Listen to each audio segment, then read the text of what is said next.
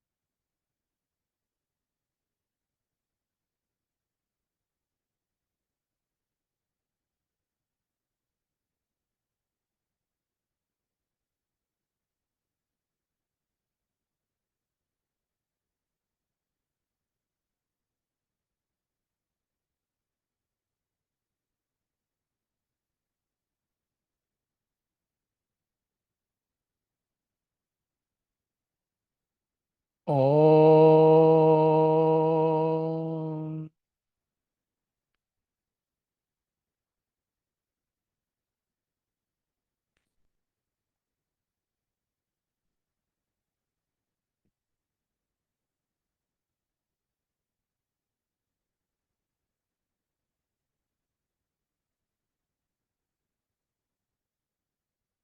We'll start with question number 1.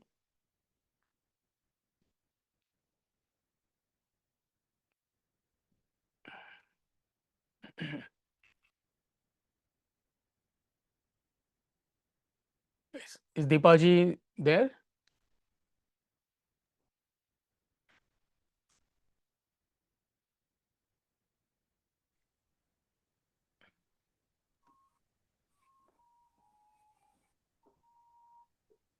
Yes. Yeah, perfect. So, Radha, please read the reference and the question.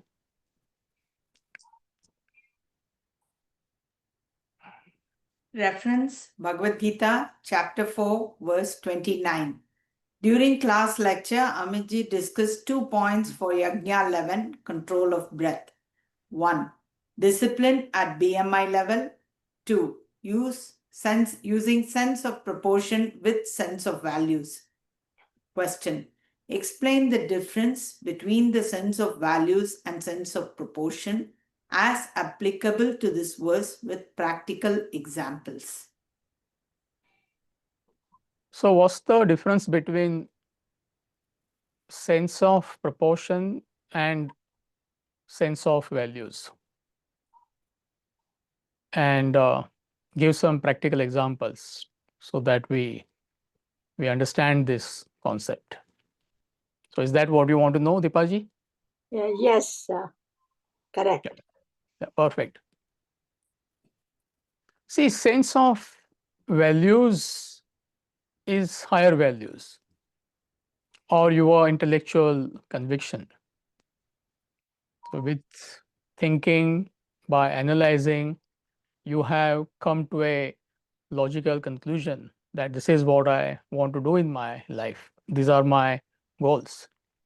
So, it is applicable for your worldly activities, it is applicable in the spiritual field. So, in that sense, we use the word sense of values. So, it is a calling of your intellect.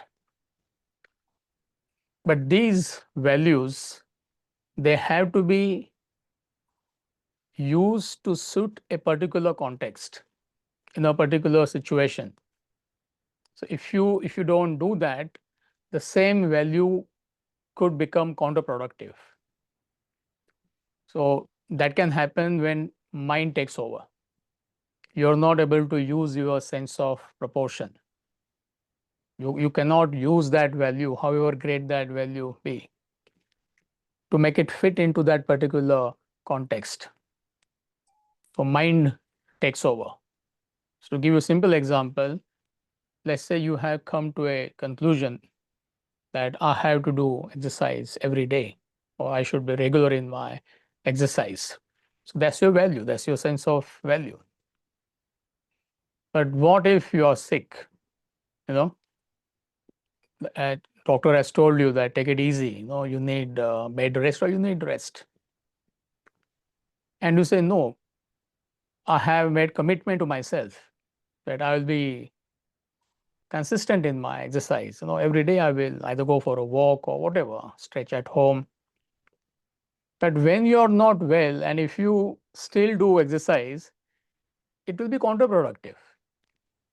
So the sense of value is correct, but the sense of proportion is missing there. So therefore, it will not help you. In fact, it could be other way around, isn't it? Yeah. It's a simple example to understand the concept. I mean, you can go on multiplying examples, but it's not that's not a point. Another point could be you're committed to this knowledge. We all are committed to this knowledge. We want to be consistent. We don't want to miss classes or morning session and all that. So that's what we learn here. This is what Vedanta is telling us. You have to be consistent.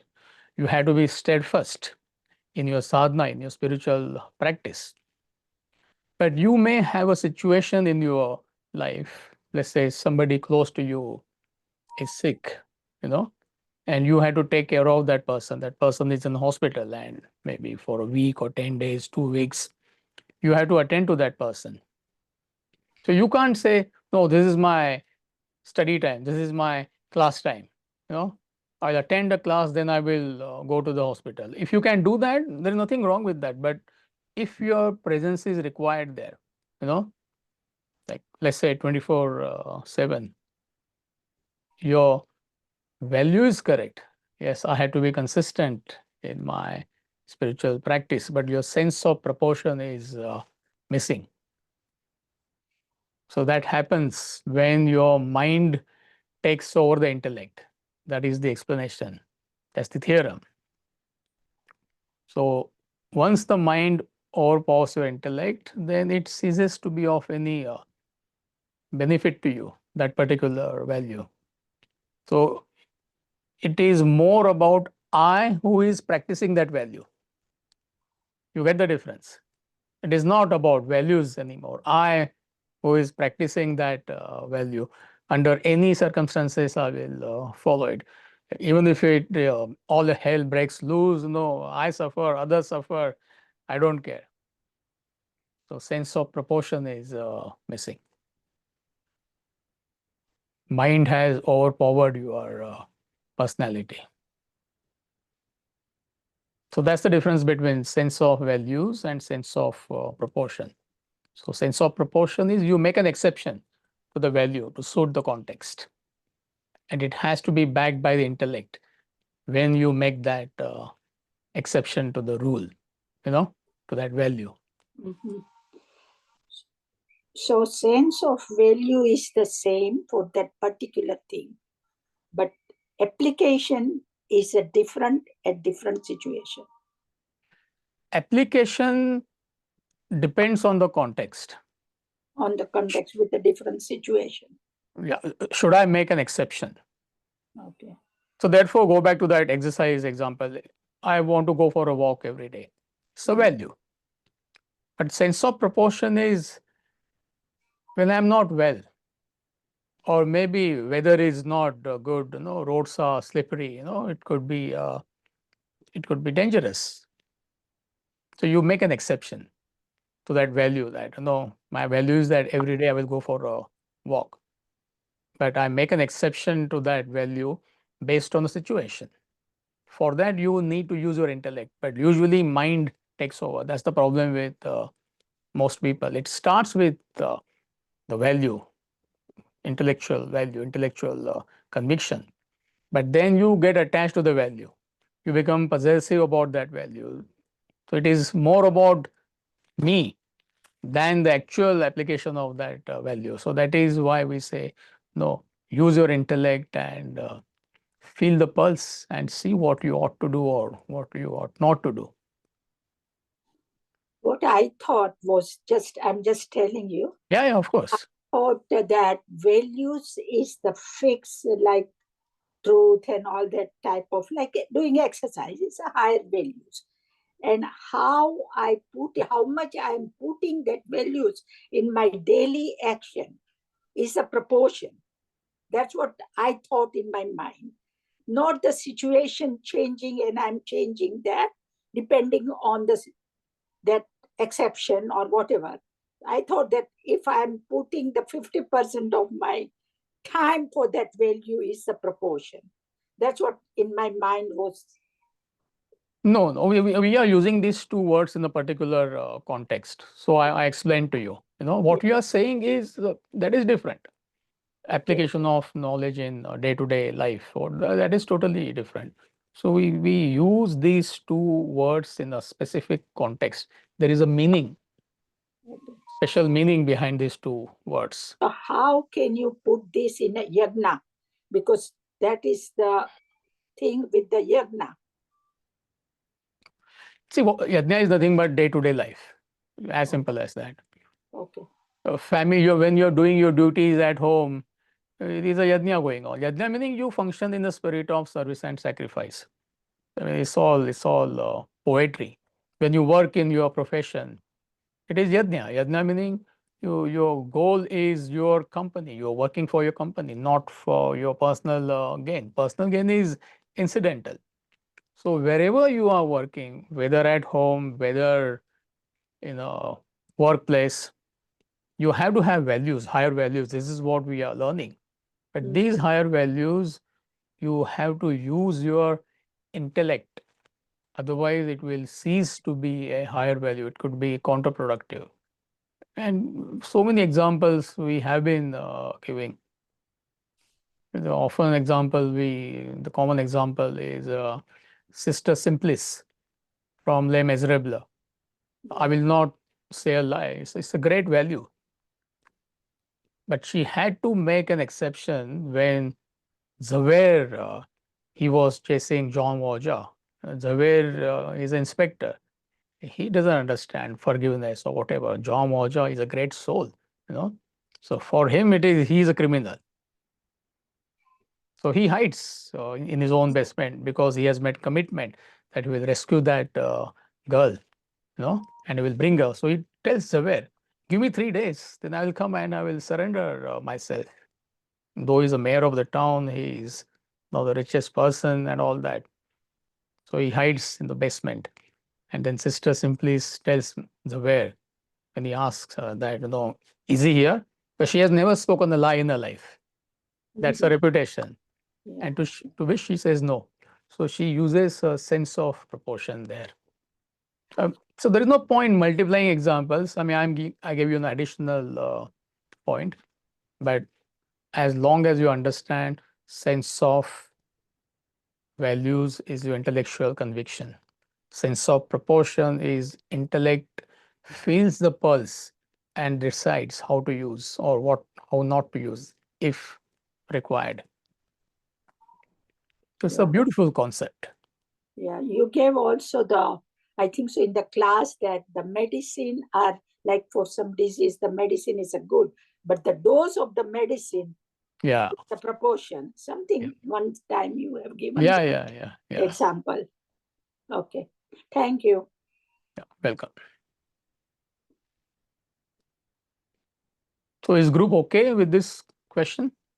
Amitji, one clarification is in day-to-day life, Yeah. like at office, I have my values, how to treat patient, and my employees, do not treat the patient well, and I'm faced with that situation.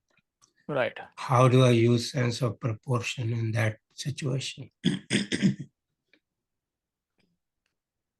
See, sense of proportion could be if it happens once in a while, it is okay.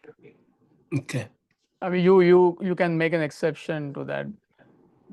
Again, that depends on the context. If you correct that employee, and if it is going to create confusion and chaos, Right. your business is working smoothly, Right. then why you want to unnecessarily put spanner in the wheel. Yeah. But if you have to, you have to. You get the point. Yeah. If it is happening repeatedly, see, because you're the employer, Right. you have set certain values.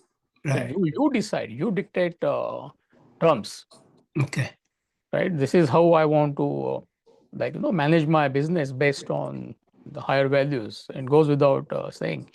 But somebody once in a while creates nuisance, Right. So to an extent, it can be tolerated to the smooth functioning of the business. Right. But if it is happening repeatedly, then either you need to educate the employee Right. or get rid of that employee discreetly in such a way that your business is not affected. It's not that immediately, okay, I mean, I tell you to resign, but then the Yeah. business may suffer. So use the sense of proportion. So you make that exception for a larger good. Larger good is smooth functioning of the The business. office. Yeah. Otherwise, it should not be like a pouncing tiger. Boom, somebody makes a mistake, somebody doesn't toe the line, you go for his throat. Yeah. Right. There it could be useful. This sense of proportion. Okay. Thank you.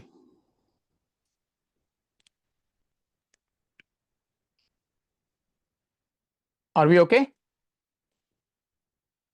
Yes. Group, all clear? Next question, please. Amitji, Yes, sir.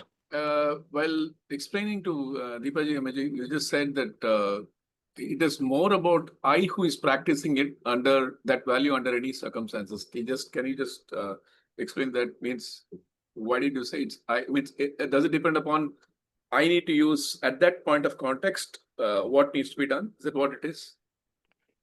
No, when you don't use sense of proportion, go back to that exercise example. See, you become attached to the value. Oh, I'm doing exercise. I am doing exercise. So the focus shifts to I who is okay. doing exercise rather than exercise is required for me. You get the difference. So you become possessive, meaning your mind Okay. takes over. Perfect. Thank you, Amitji. Next question, please.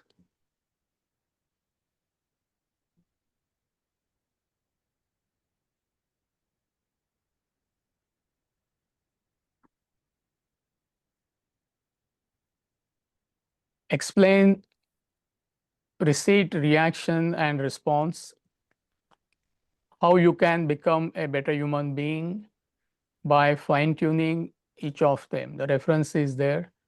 Holocaust of Attachment, Chapter 1, the human mechanism, Topic 5, the traffic of life. So is there anything particular here the group wants to know or Ranaji wants to know? It's quite a straightforward concept. What is it that you want me to explain?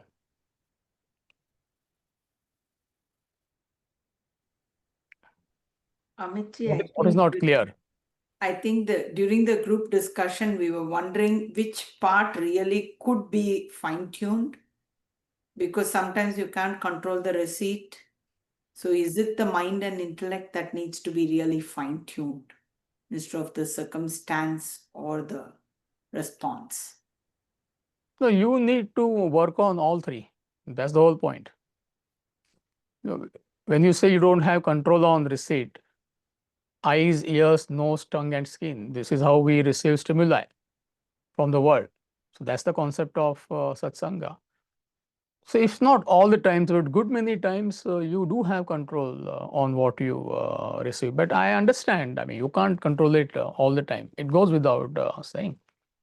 But what company you want to be, I mean, definitely it is in your control. If not immediate control, eventually you have that control. What you watch on the TV, what you read, what you hear, whether to gossip about others. Common example for, you have that control. So whatever you can control, that you control, you have to control, so that positive stimuli you take into your system. It's like food. Most of the times you can control what to eat. But sometimes you don't have that control. When you are traveling on international flight, I mean, 35,000 feet in the air, you don't get dosa. I mean, where will you tell pilot, okay, please find some South Indian restaurant in, I don't know, wherever you are flying.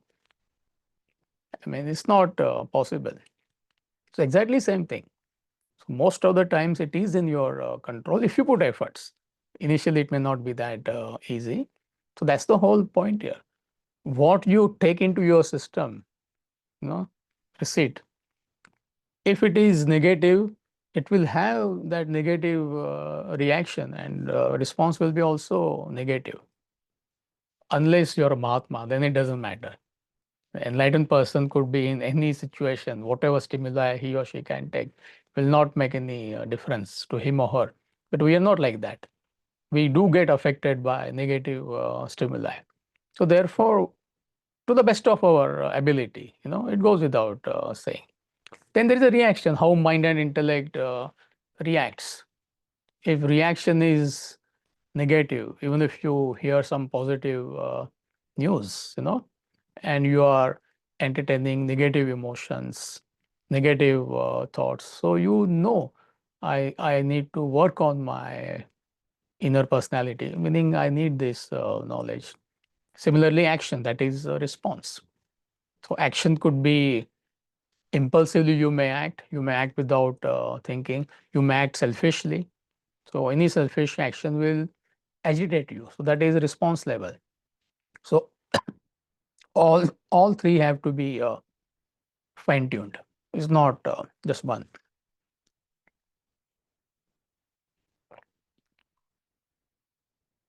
So that is my life. That is your life. Receipt, reaction, response. See, otherwise it is very loose term. Yes, become a better human being, but how? It's like, okay, let's cook a better meal. Yes, but how? I don't know how to cook. So you give me the recipe. Make sure that you buy tomatoes from Nino Salvaggio. Any other tomatoes will not do. As opposed to, I don't know, some rotten tomatoes you bring.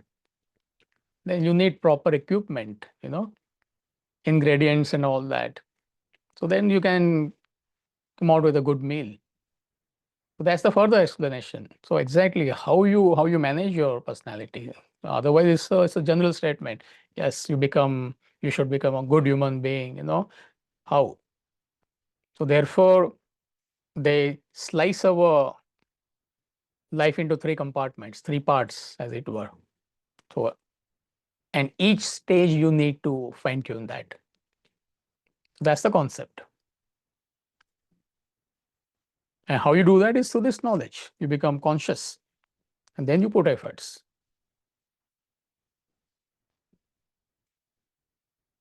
So anything else was group wanted to know? Amitji, so what about the receipts? You're watching something, and then there is a reaction in it. You feel good about whatever you're watching. Then there is no response, but you keep doing it again and again. So, is this mind took over the whole thing, or is it like it's positive and it's fine? No, when there is a receipt, naturally there will be reaction. No. See, we all went for the play Les Miserables. So 2.5, 3 hours we are receiving higher values. Naturally, there will be reaction to what Yeah. If you have higher values, if you have taste for that kind of a thing, naturally there will be a reaction. A response could be eventually, yes, I would like to apply that in my, that's what we learn from Jom or Jaw, that work in the spirit of service and sacrifice. So you look at the broader picture. Don't just talk about only one aspect. Okay, I am receiving, there is a receipt. Now, what is reaction there? What is response there? No, that's not the point. When you're talking about receipt, talk about receipt. Your senses, they receive stimuli from the world. That's the receipt. Organs of perception. Reaction, how it happens? Reaction happens at the mind and intellect level. And then with body, you act. That is the response. So there's a clear distinction. There are three different transaction, how one leads to the other, but the whole thing starts with positive stimuli. That's the point.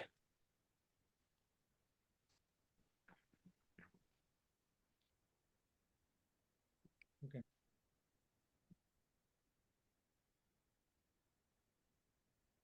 So does that answer your question, Vijay, or something else you wanted to know? Yes, Amitji, that's the answer. So are we okay with this question? Reacting to negative stimulus, and Right. can you choose not to respond? Make that choice. Meaning you receive something negative, you're saying, Right. and then not to react to that. Your reaction is there. Your mind and intellect reacts to that, and your intellect decides not to respond. See, that is where the whole strong intellect comes in. Okay. See, even to begin with, even if stimuli is negative, somebody says nasty things to you, that's the negative stimuli.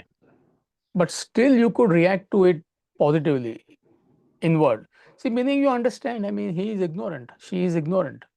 Okay. So that depends on the quality of your mind and intellect. That's the whole point. Otherwise, somebody says something to you, he says one thing, you say 30 things.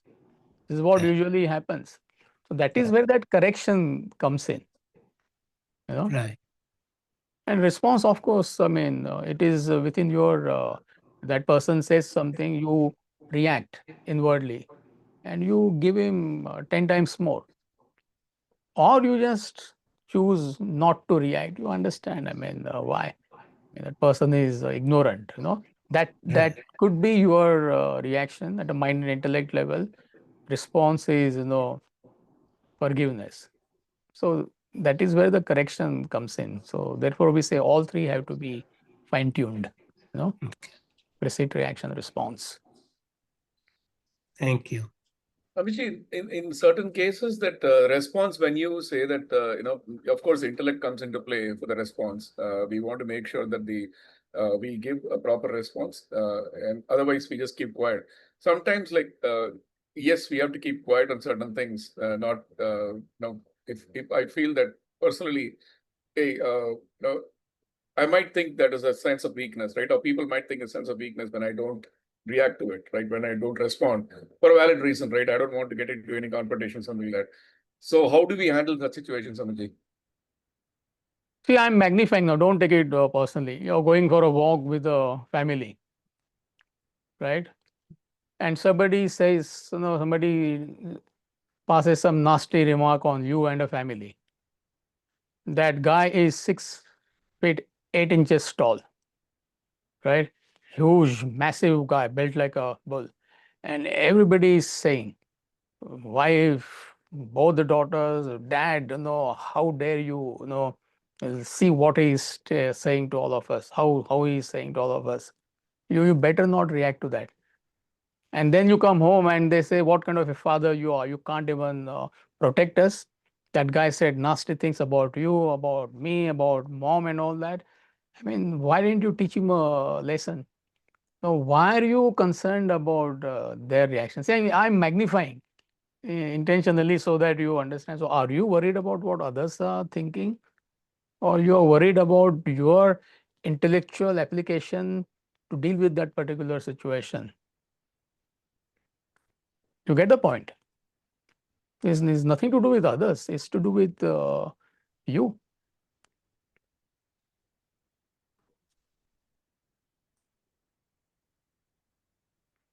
So, are we okay? Yes, ma'am. Joe, you are muted.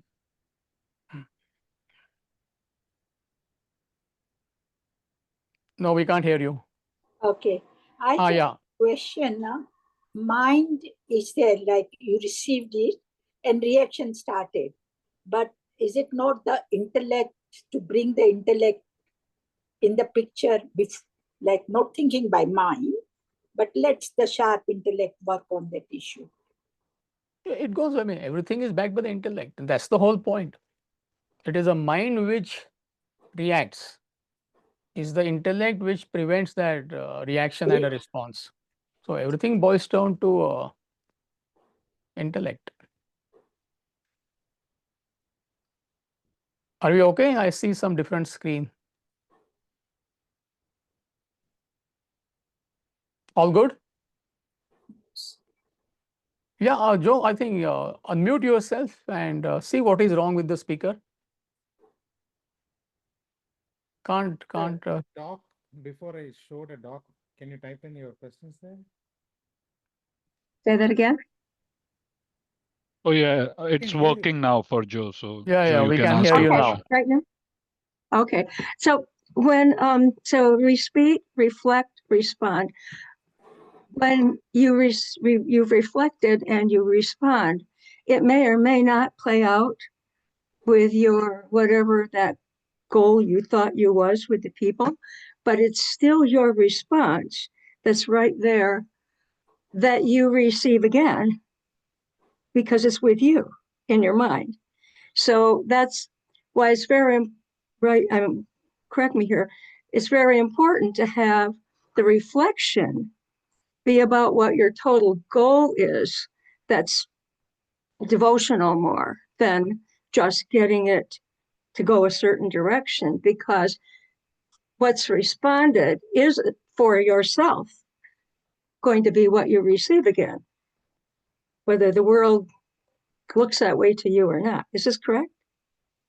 See, I'm trying to understand your question. See, you function in life based on your values, your own convictions. So you can't worry about what world thinks about you, which includes everybody, your family, people at work or society or whatever. So your assumption is your life is based on higher values. You are using your intellect. You are being truthful to yourself. Also, you are following your conscience. And after consulting your intellect and your conscience, you decide on a particular course of action. Now, others may misunderstand that. They may say whatever, it could be like criticism or whatever. But again, you should have a powerful intellect to educate yourself. Even if reaction happens, it will happen. I mean, they are ignorant. So therefore, I gave example of somebody saying nasty things to you, and the reaction is you're ignorant. But if you linger in that thought, then again it might come up in the future. So is that's the way I understood your question? Yes, and my question is, it could come up again in your future because that's was your real true response. I mean, if you're still lingering in it, then you're receiving it again. Yeah. It's subtle. Yeah, get it. See, therefore you must end that perception with perception.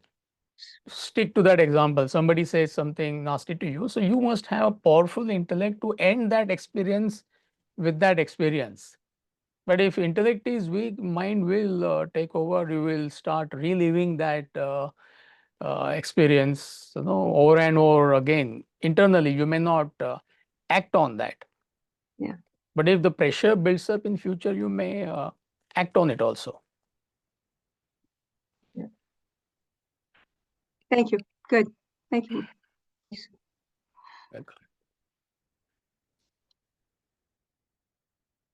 So are we okay? The group is okay?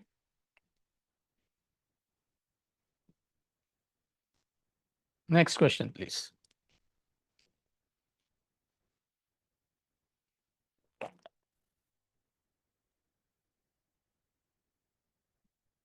What role does Vasana play in a dream state? is it the same as a wake state? Why cannot we satisfy desires in the dream state? Veera is the questioner. So, what role does Vasana play? What role does Vasana play in what role do Vasanas play? So, okay, does Vasana play in a dream state? Is it the same as waking state? Why can't we satisfy our desires in the dream state? See, entire personality is Vasanas. So, Vasanas, when they are in unmanifest form, it is called as deep sleep state. When Vasanas are partially manifest, that is dream state. And when Vasanas are fully manifest, it is waking. So, Vasanas, they go through these three stages of manifestation: unmanifest, partially manifest, fully manifest. Unmanifest is deep sleep, partial manifestation is dream, full manifestation is waking state. Because entire personality is available, body is available, mind, intellect is available. In dream, body is not available. The whole thing is happening at a mental level. And that also, mind and intellect is functioning partially. So, partial manifestation of Vasana. So, when we say partial manifestation, meaning what? Mind and intellect is not fully available. A little bit is available. So, your next question is, why can't we satisfy Vasana? Yeah, I think we got it. I got the answer. What is the answer? No, because it's partial. There's no body available, partial mind and intellect. So there is no point in how can we satisfy to that? No, that's not the answer. I mean, if you want me to give, I will give the answer. It's up to you. Okay. Sorry. Should I go? Should I continue? Please. Yeah. So why we cannot satisfy our vasanas in the dream state? Because you cannot put conscious effort in dream. In the waking state, you can put conscious efforts. In dream, you cannot put conscious efforts. See, it's like a pre-produced movie. Like we go and we all went for that movie. What, Adi Purusha, right? If you ask me, it was a disaster. I mean, the great movie, but they made it into, I don't know, one of the most violent movies I ever saw. So we have no choice there. Like dumb people, we are watching that movie. Somebody else has made that movie for us. So that is the dream state. You are just participating. You cannot consciously put efforts to deal with your vasana, either to increase or decrease. Only in waking state we can do that. We can deal with our desires. But having said that, see, sometimes dream state acts like a release to satisfy certain vasanas. I mean, it's happening automatically. You're not putting conscious efforts. It's like a pressure cooker. That whistle. The rice is ready. 3 times you hear that. See, for example, again, I'm magnifying. You're constantly entertaining desire for a cruise. 3 weeks I have to go on a cruise to Europe. Something you saw, Viking, and everybody is going, your friends and everybody. So for months you're entertaining that thought. And I know, Home Minister is not going to sanction that under any circumstances, at least not in the waking state. Whatever you do. Even in the dream state, Amitji. Yeah. So you may have that dream. Okay, I'm going on that 3-week cruise, going from port to port, from Holland to place A to place B to place C. So nature provides you that it's like a vent. So that pressure is released. But consciously, you cannot put efforts in a dream state. Only in waking state we can put. Dream state is like it's like a pre-produced movie. So you're just watching that play, whatever is going on. So these 2 or 3 points I could think of. So are you okay? Yeah. Now I understand. Yeah. Group is okay? Yes. So, Amitji, when that happens, the Vasana is really not gone. It's still there. If it's a strong one. Vasana cannot, even in the waking state, Vasana, desire cannot go. How can it go in a dream state? It's like a pressure release. Okay. See, take the example of waking state also. I mean, you go on a cruise, somebody who has a strong desire, that person goes on a cruise. He comes home satisfied, at least for a few months. But within 2-3 months, he again starts planning for the next year. So Vasana, desire can be dealt with only by knowledge. There is no other way.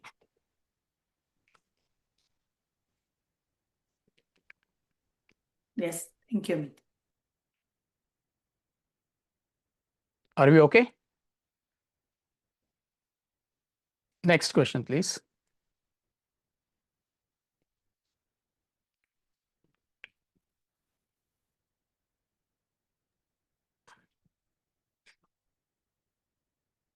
HOA, Chapter 1, The Human Mechanism, Topic 3, Power of the Mind, Paragraph 3. Question: how can ungoverned emotions be detrimental? Give examples of positive and negative emotions. Rani ji is the questioner, right? Yeah, so we have the reference. How can ungoverned emotions be detrimental? Give examples of positive and negative emotions. See, that's the whole message we learn here, right? The moment mind overpowers your intellect, you are in trouble. Ungoverned emotions, they belong to the mind. Emotions, feelings, impulses, likes and dislikes, all of them are synonyms. They belong to the mind. So question is, when mind overpowers the intellect, how it can be detrimental? I mean, it's not only detrimental, it could be deadly. Detrimental is only, it's an understatement. It's a very soft way of saying it. So your intellect has to monitor your mind 24/7. But I get the spirit of your question. So how positive and negative emotions it is applicable? Negative emotions we understand. Positive emotion is the problem. And again, the classic example, parents' emotion towards their children. It's the best emotion, right? You can't say it is a negative emotions. But in good many cases, if not all, what happens, what comes out of that? Better not get into that discussion. You get my point. I mean, you know what I am saying. So you to begin with, you end up pampering them indiscriminately. We often give this example. I mean, we not nothing should be taken personally. Any example, something will be applicable to either to you or to me. Any example you give, But the typical thing is giving expensive gifts to them. Right from the age of 14, 15, it starts. So you don't understand what you are doing. I mean, literally you are ruining them, So that's the best example I can think of. Or you can make your child completely dependent on you by pampering, make their life so comfortable that you take away that capacity to work or that motivation from your child. But the intention is good. You get a point. It's positive emotion. Or even unintelligent expression of emotion. You're the best child. You're the best child. You're the best. You're the best. Even when the child does something wrong, you're not correcting it. That particular whatever act, you can say. No, you're the best. You're the best. You're the best. So that's the example I can think of about positive emotion. Negative emotion. Why does it need any discussion? Any negative emotion is detrimental if you act on it. Forget about acting. Even if you entertain, it is detrimental to you. Any negative emotion ruins your peace of mind. But if you want an example, the Shakespeare comes to help. like Brutus.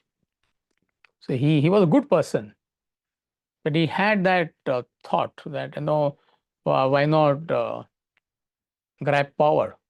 So it was planted into him. On his own, he was a good person. So therefore, they were like conspirators, 6 or 7 conspirators. So they convinced him that they should assassinate Julius Caesar, who was a virtuous person. So that emotion, negative emotion, that I want power, he acted on that and destroyed himself. Same thing happened to Macbeth. Same thing happened to Othello. The relationship, we give that example. He started entertaining negative feelings, emotions for Desdemona without any rhyme or reason. And he acted on that. He killed her. He killed himself. So we can go on multiplying, you know. So somebody, again, going to that example of Brutus, So when he saw Brutus stabbing him, Julius Caesar, the famous words, so you too, Bruti, and then fell Caesar. You too also stabbed me. He could have fought him. So you must take it symbolically, don't take it literally. I mean, he had a capacity to fight 10 such Brutuses. And he said, you too, Bruti, I mean, I'm your benefactor, You also stabbed me. Other people I can understand. That was a reaction. Now, what betrayal are we talking about? It is beyond betrayal. Same thing when Christ was crucified. He said, Father, forgive them. They know not what they are doing. I mean, he sacrificed for the humanity, And what did he get in return? Horrible, torturous death. But the reaction is what? So we don't have to go to these extremes, but if we understand the example, see, again, it depends on your stuff. So the answer is forgive them and You move cannot on. forgive them. How can you forgive? Forgiveness is a state. By wanting to forgive anybody, you cannot forgive anybody. With this knowledge, you understand people are helplessly functioning as per their nature. So therefore, you don't react, even when somebody tries to harm you, right? Of course, again, don't take it to the extreme. When you have to act, but you don't act with vengeance. You act out of knowledge, you act out of understanding. Otherwise, I mean, how can you survive in life? Your country is attacked by another country. You don't want fight with anybody. You want to live peacefully. But if all other efforts fail, then you have to react. But it's not out of vengeance, The same formula you apply in your day-to-day life. But even when you are reacting, even when you are acting to negative stimuli, negative acts of others, what is your reaction depends on your state of growth. So if your reaction is negative, you need to correct yourself. That is your original question. How it could be detrimental, acting on positive or negative. Positive, I explained. Negative also, I mean, first of all, why would you entertain negative emotions? But yes, it happens. So for that, you need to correct yourself. And acting on that could be, again, detrimental to you.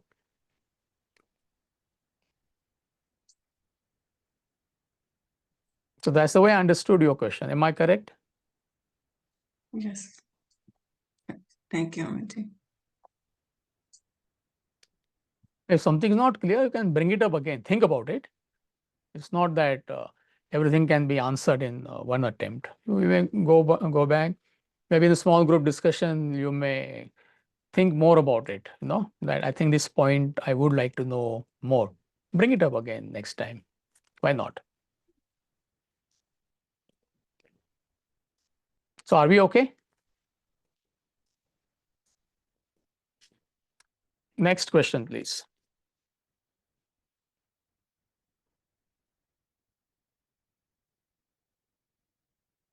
Yes, sir.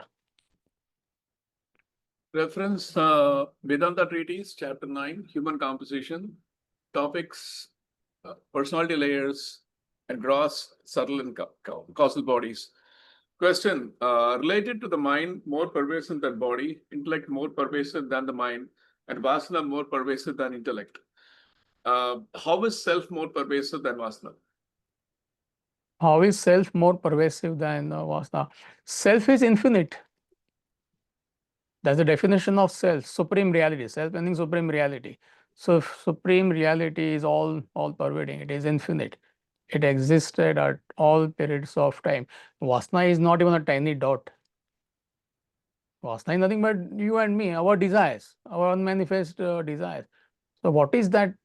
Not even a tiny dot to infinity, like a wave, big wave versus the ocean. So there is no comparison. Self, supreme reality is all pervading. Vasanas are restricted to your own personality. So where is the comparison? Is that what you're asking? Or something else? No, I'm okay. I'm okay now. I'm okay. See, we often, this pervasive, that's not your question. If it is, then you can again discuss in the group. We say something is subtler to A, subtler to B, based on what? We often talk about that. A has to be more pervasive than B, and A has to control B. So that makes it subtle. So in that context, we discuss, but that's not your question. So therefore, I'm not answering. But if that's what you are asking, bring it up again in a small group discussion. But pervasiveness is quite simple. It's quite straightforward. You okay? Next question, please.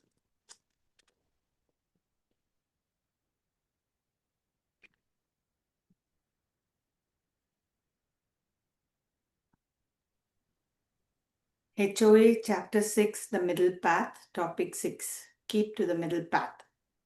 Reference, learn to be content with what you possess. You may then aspire to gain more.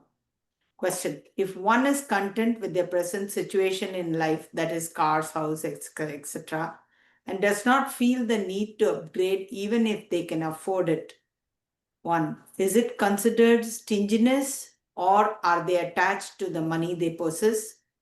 What is the difference between this and living a frugal, simple life? Okay. So there are three main concepts here in your question, and perhaps you're mixing them. Okay. So when we say be content with what you have, don't link your present happiness to your future acquisition or enjoyment. This advice is given to people who have desires. Everybody has desires. So due to these desires to acquire and enjoy, they are not enjoying in the present, nor they are going to enjoy in the future. So while in the present, constantly you're thinking about what if I acquire this, what if I acquire this, when I acquire that, I will be happy. To which we tell to a person who has desires that be content with what you have. If you are not content with what you have, when are you going to enjoy life? When are you going to be happy? In future also, based on fond hope in the future, if this happens, I'll be happy. So present, I'll be miserable. I'm in a 1-bedroom house. The day I move into 4-bedroom house, I'll be happy. So we say, brother, enjoy a 1-bedroom house. There are people who don't even have a roof on their head, isn't it? Yes. So, and then we tell them, work for loka sangraha. That is important. Work for the welfare of the community with that attitude of service and sacrifice. It doesn't matter what you are doing. You could be in business, you could be in sports, you could be in politics, you could be in whatever. So when you start working with that attitude, the attitude of service and sacrifice, naturally you get more of worldly wealth, amenities, right? So it appeals to people. So it fulfills their immediate desire. And also whatever lingering desires they have, when they start functioning in that spirit of service and sacrifice, they are also fulfilled. But when you are taking this knowledge and you are growing, that is where the crux of your question comes. See, you may genuinely reach a stage in your life where you don't need anything. You're you're content. You are content with what you have genuinely, like you're simple, you are frugal. Why would you want anything else? Because you don't feel the need for anything. Because you're become more self-sufficient. You're not dependent on the world for your happiness. But that is different from if there is a genuine need to change or upgrade, you have to do that. See, there are two different things. For example, the phone. Let's say this phone is 7 years old, just for an example, right? And it's not functioning properly. You may not want another phone. You genuinely don't feel the need, but it's not functioning properly. I mean, it's not, the apps are not running, and I mean, it's not very productive to use that phone. So there's nothing wrong in upgrading. So you do it objectively. And you may go for the latest model, which might be expensive, whatever your purse can afford. That doesn't mean you're not simple. That doesn't mean you're not frugal. So objectively, if required, you need to do it. That doesn't mean you're not frugal. That doesn't mean you're not simple. House, again, you take example. Let's say you're living in a 2-bedroom house, right? And maybe there is a family. There are 2 or 3 children. Maybe relatives come once in a while. There's just one bedroom, not one bedroom, one bathroom in the house, right? So genuinely, there is a need. You are comfortable with that. You don't feel the necessity. But from practical point of view, you may choose to buy a bigger house. You get it. This is how entire Vedanta Academy was built. So when we joined, there was no hot water, there was no washing machine, nothing. So what academy you have seen and what we have seen, there is no comparison. But as and when situation required, Swamiji went on upgrading, not with borrowed money, organic growth. So that is why we are able to attract best of students from all over the world.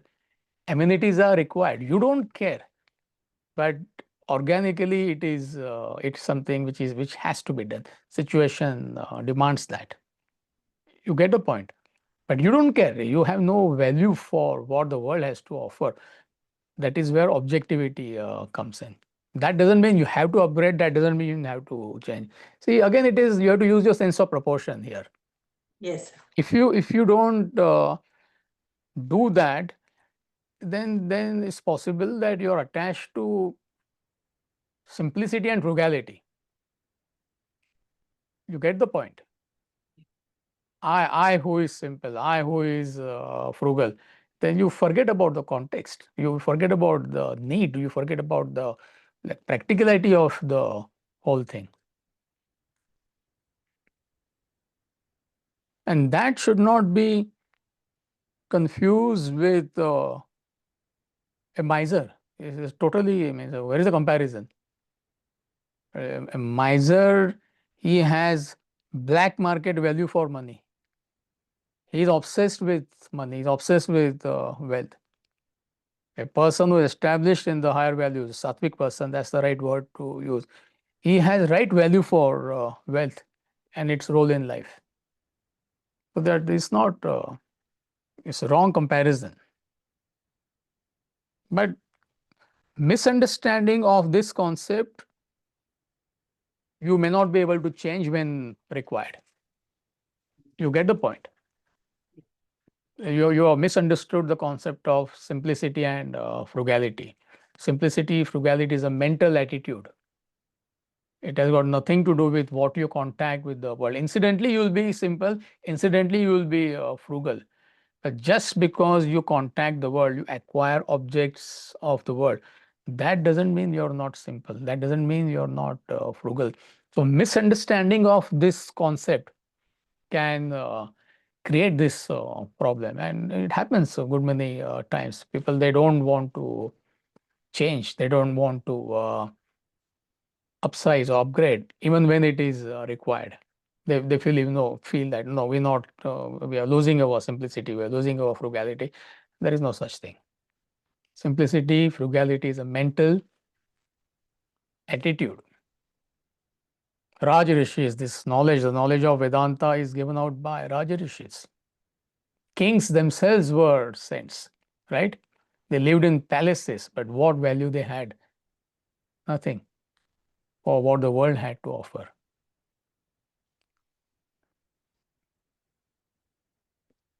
So you could develop ego of your simplicity and frugality. It's possible. And then you could get stuck.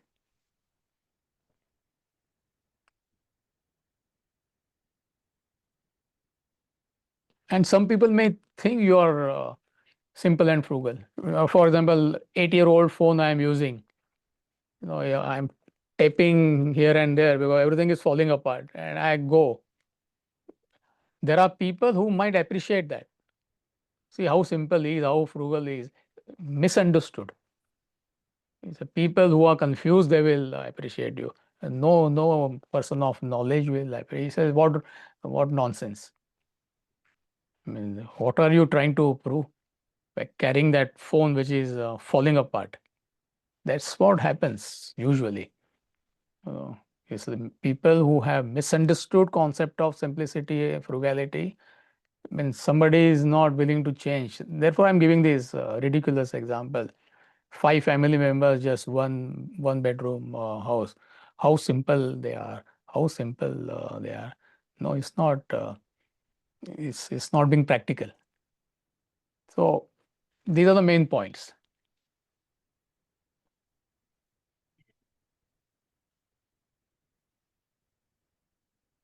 So you okay? Yes, Amit. You have to think about it. You're not okay. You're not that okay. Yes.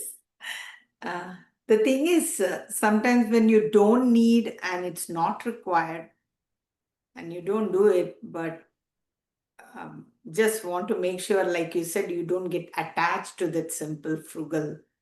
So you need to carefully maintain a balance, right, Amitji? Not get too caught up in. See, that's what I said. What do you mean caught up? See, that's your state. You are simple, you are frugal. You genuinely don't want anything. But if required, you need to do it. Yes. That is where your objectivity comes in. See, therefore, I gave an example of Vedanta Academy, the kind of amenities we had or lack of amenities. If same amenities are there even today after 30 years of institution, 35 years of institution, see, imagine. So where you need to change, you need to change. Where you need to upgrade, you need to upgrade. That doesn't mean you have to. So don't mix two different. If you are content with Google, whatever amenities you have, why would you do that? But if situation demands, Yes. you need to do that. See, this was one of the points which I mentioned to Vijay and Raji when they were buying a house. I mean, his thought was that perhaps this house could be used for the higher purpose. So they were happy in that house. Believe me, that it was a nice, beautiful house, the ranch in Troy. But then when you get something better, I mean, the society is benefiting. You get my point. And believe me, they don't need this spacious house. It is there incidentally. I mean, it's just incidental. So that was the discussion we had. First of all, can you afford? Yes, I want to give to Vedanta, but then others are doing charity for you. I mean, that is ridiculous. Yes, they had the capacity and they felt that it could be used. Personally, they were quite happy in that house. So practical examples I am giving you.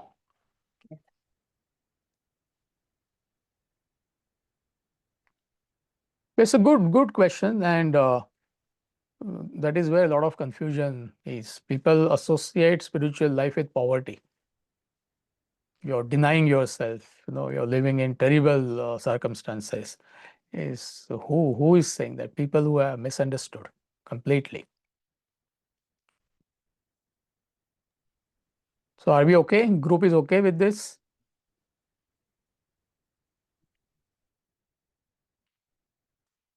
Both uncles are okay? Yes, Amitji.